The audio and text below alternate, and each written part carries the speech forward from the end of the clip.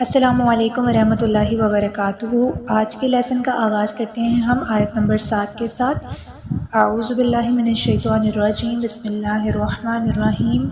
ووجدک، اور پایا تجھے ضالن بھٹکتا، فہدیٰ، پس راہ دکھائی۔ ترجمہ، اور اس نے تمہیں اپنی محبت میں گم پایا تو اپنی طرف راہ دی۔ ارشاد فرمایا کہ اے حبیب صلی اللہ علیہ وآلہ وسلم، اور اللہ تعالیٰ نے آپ کو اپنی محبت میں گم پایا تو اپنی طرف راہ دی، اور غیب کے اسرار آپ صلی اللہ علیہ وآلہ وسلم پر کھول دیے، اپنی ذات و صفات کی معرفت میں سب سے بلند مرتبہ عنایت کیا۔ مفسرین کے نزدیک اس آیت کا ایک معنی یہ بھی بیان ہوا ہے کہ اللہ تعالیٰ نے آپ صلی اللہ علیہ وآلہ وسلم کو ایسا ورفتہ پایا کہ آپ صلی اللہ علیہ وآلہ وسلم اپنے نفس اور اپنے مراتب کی خبر بھی نہیں رکھتے تھے، تو آپ صلی اللہ علیہ وآلہ وسلم کو آپ کی ذات و صفات اور مراتب اور درجات کی معرفت عطا فرمائی۔ یہاں ایک مسئلہ ذہن نشین رکھیں کہ اللہ تعالیٰ کے سب انبیاء علیہم الصلاۃ والسلام نبوت سے پہلے بھی اور نبوت کے بعد بھی شرک، کفر اور تمام گناہوں سے معصوم ہوتے ہیں، اور اللہ تعالیٰ کی توحید اور اس کی صفات کی ہمیشہ سے معرفت رکھتے ہیں۔ ووجدک، اور پایا تجھے عائلاً مفلس، فاغنیٰ، پس مالدار کیا۔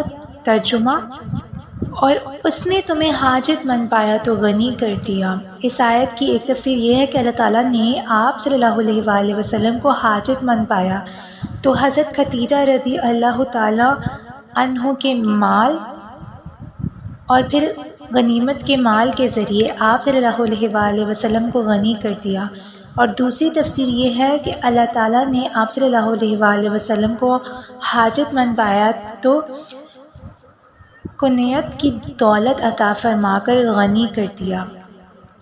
اگلی آیت دیکھتے ہیں۔ فَأَمَّا الْيَتِيمَ، پس وہ جو یتیم ہو، فَلَا تَقْهَرْ، پس مت ڈانٹ اسے۔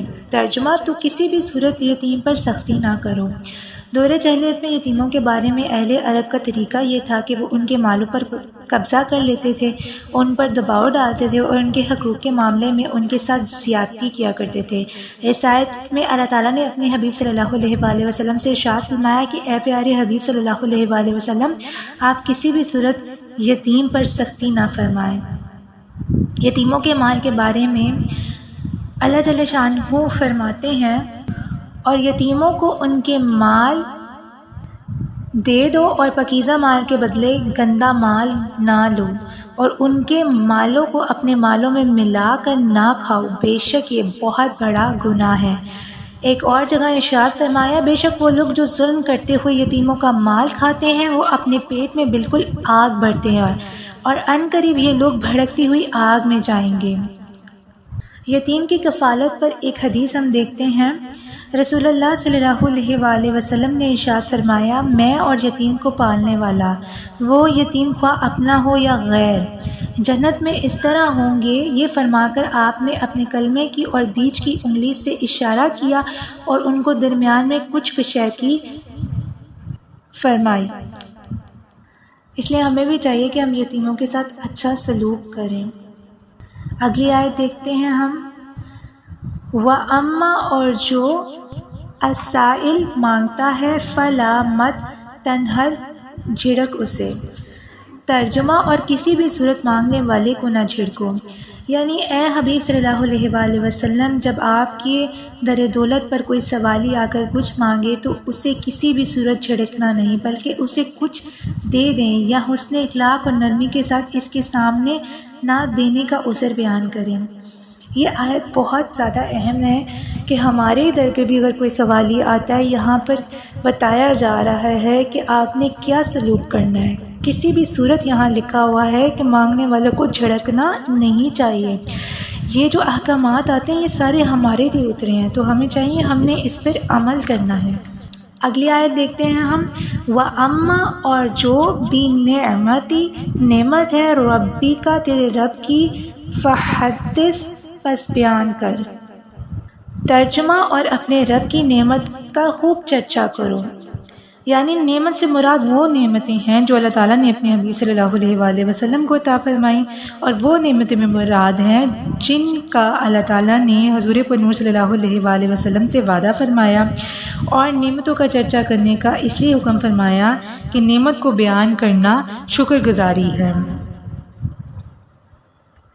اس آیت سے معلوم ہونے والی باتیں جو ہیں، پہلی یہ کہ مسلمانوں کو اپنی صورت و سیرت اسلامی رکھنی چاہیے کہ اس میں اللہ تعالیٰ کی عظیم نعمت یعنی اسلام کا اظہار ہوتا ہے۔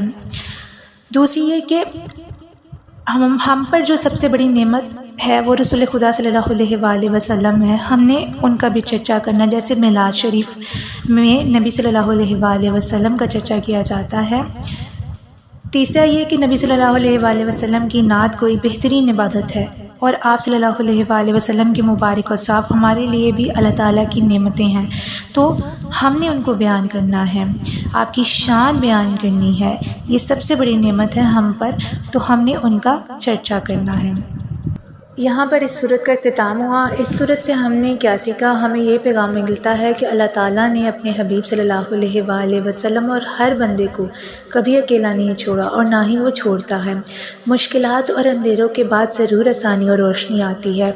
اللہ کی دی ہوئی نعمتوں کو ہم نے یاد کرنا ہے، اور ان کا چرچا کرنا ہے، اور اس کا شکر ادا کرنا ہے۔ ان نعمتوں کو دوسروں کے ساتھ ہم نے شیئر بھی کرنا ہے، اور یتیموں اور غریبوں کے ساتھ اچھا سلوک کرنا ہے، ان کے ساتھ شفقت سے پیش آنا ہے، ان کو کبھی چھڑکنا نہیں ہے۔